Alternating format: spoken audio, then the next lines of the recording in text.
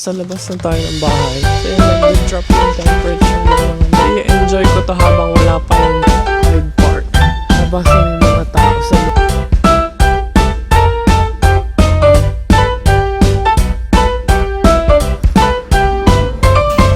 Saan tayo pupunta? Nung nasa London ako,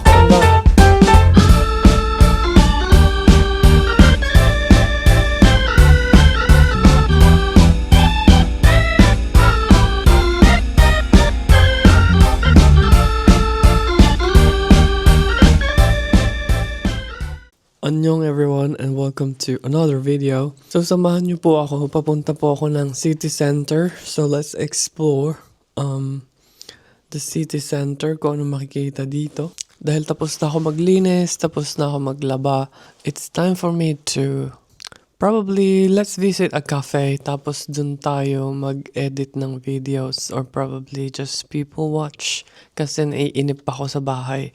Sakay na tayo ng tram papunta sa city center. Nasa labas na tayo ng bahay, obviously. Ayan o, tunaw na po yung ating yelo. Diba nag-gym po ako tuwing madaling araw from 6:30. Nag-freeze po ito. Akala nyo tubig. Nag-yelo po yung daan, so madulas siya sa umaga. Kasi nagda-drop yung temperature ng mga minus 2. So ang pupuntahan ko po is yung tram station, malapit lang dito. Tapos sakay lang tayo, mga ilang stops lang for like 20 minutes. Makakarating na tayo sa city center.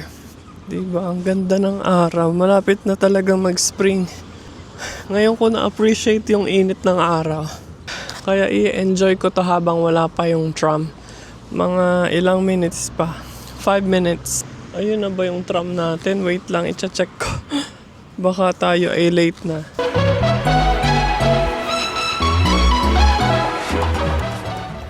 So ito yung itsura ng tram.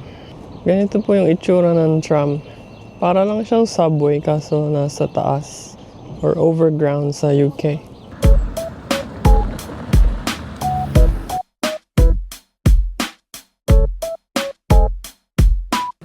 River. Parang siyang river, no? Ang ganda dito, no? Kita niyo ba? May mga park. Pwede kayo mag-date dito. Tapos frozen na tong river dito. Ewan ko kung man-made ba to or natural na river. Hindi nyo pala nakikita, sorry. So papunta tayo dito sa symbolic or iconic na landmark dito sa city na to. So because this symbolizes yung kanilang freedom. Nakakatuwa naman magpanoorin yung mga tao na nagre-relax lang sa park. This reminds me of a park in London, yung Hyde Park. Tapos maraming mga nagde-date. As you can see, patapos na po yung winter and it's the beginning of spring, kaya naglalabasan na yung mga tao sa lungga nila. I mean, they have no time to go outside because the weather is so nice. Pati mga hayop siguro ay natutuwa sa mga pangyayaring to. So yan, malapit na tayo sa pinaka-center. Ito yung nagsisimbolize ng freedom dito sa country. Wow! It's massive. Nakikita nyo ba? Ito, may malaking monument na to. May mga bantay din palang guards.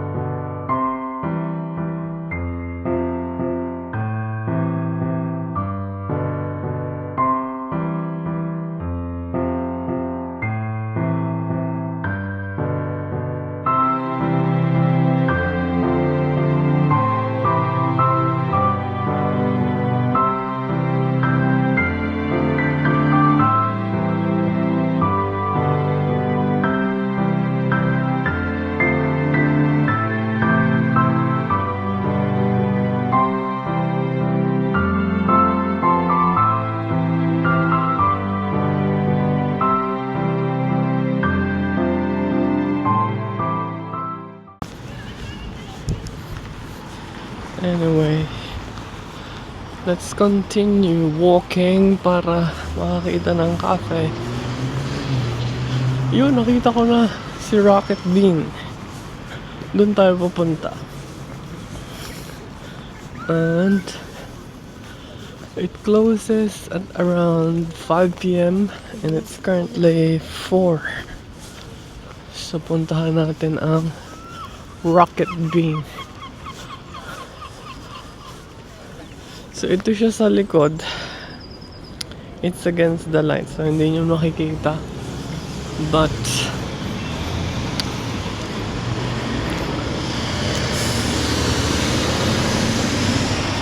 ang gaganda lang ng architecture dito, no? Kita nyo ba? Parang it's famous for their Art Nouveau architecture. So tawid tayo para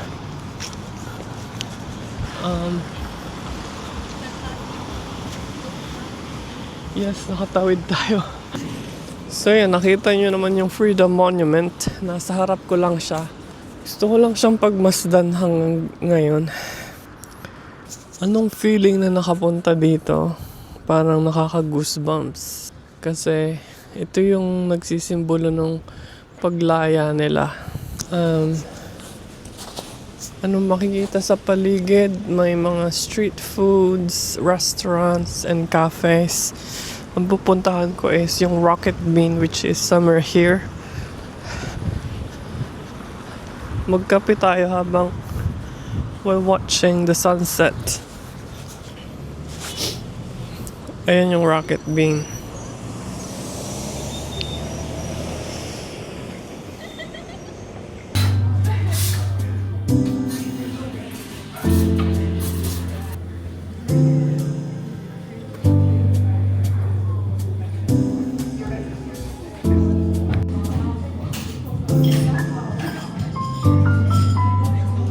Isa pa sa mga nagustuhan ko dito sa city na to, sobrang linis ng public toilets.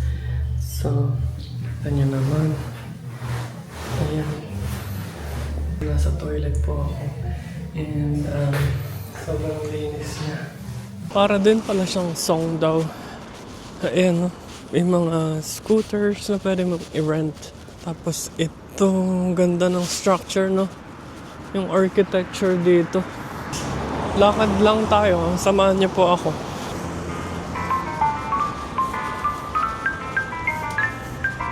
Ang daming naglalakad. Nakakatawa.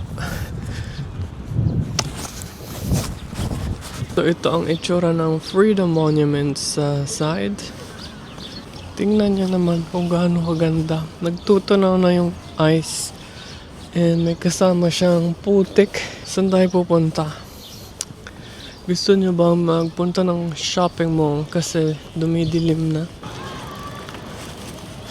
Para din siyang London. Pero mas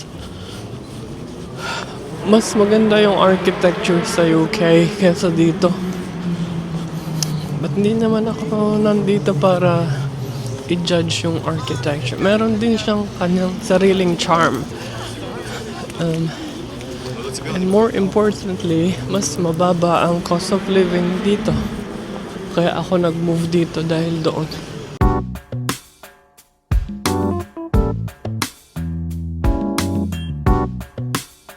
Meron din Costa Coffee, tapos ito, Marvesen. Ganda dito.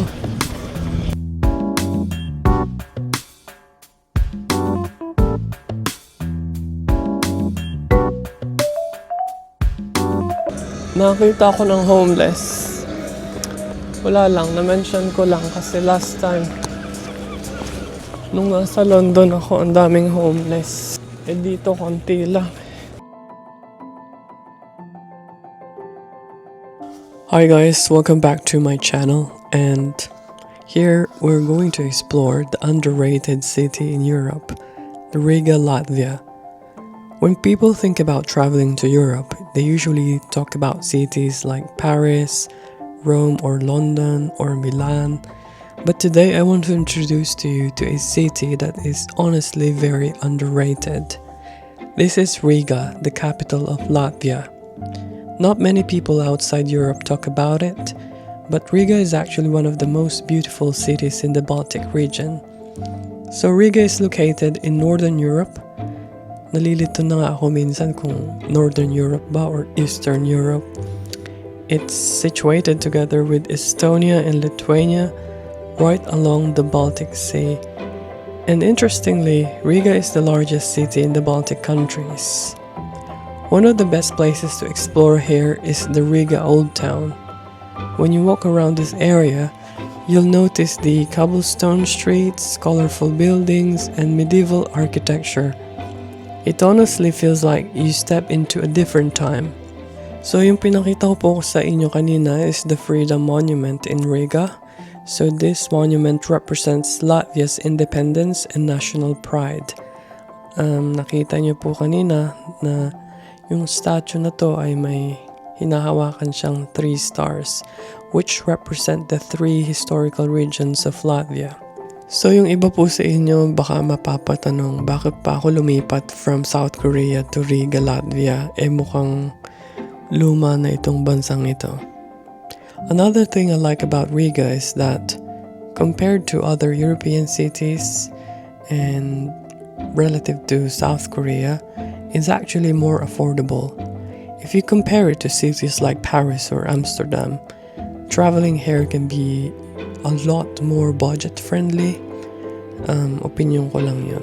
But I haven't been to either Paris or Amsterdam. While still giving you that classic European experience. So para po sa mga Filipino, para sa mga turista or yung mga mahilig mag-travel dyan, if you're planning to explore Europe and want to discover somewhere a little different, Riga is definitely worth visiting. Kung gusto niyo ng mga beautiful architecture, rich history, and charming na old town, lahat po yan ay nandito sa isang maliit na city sa Baltic region. So yun, maraming salamat po sa pagsama sa akin dito sa videong ito, and kung nag-enjoy po kayo, please don't forget to like, share, and subscribe. Papunta lang po ako ng shopping mall kasi kailangan ko bumili ng gym clothes tsaka gym bag.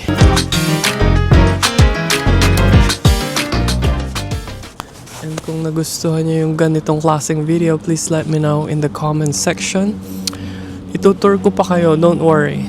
Simula pa lang to ng ating exciting adventure dito sa Europe.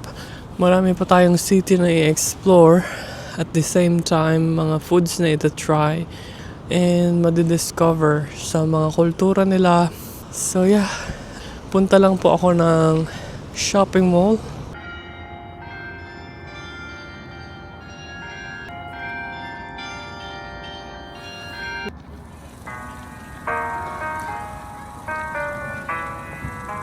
Hanapin natin ang shopping mall, tapos uwi na rin tayo agad. It's getting dark now, and hindi ako sanay lumabas ng ganitong oras.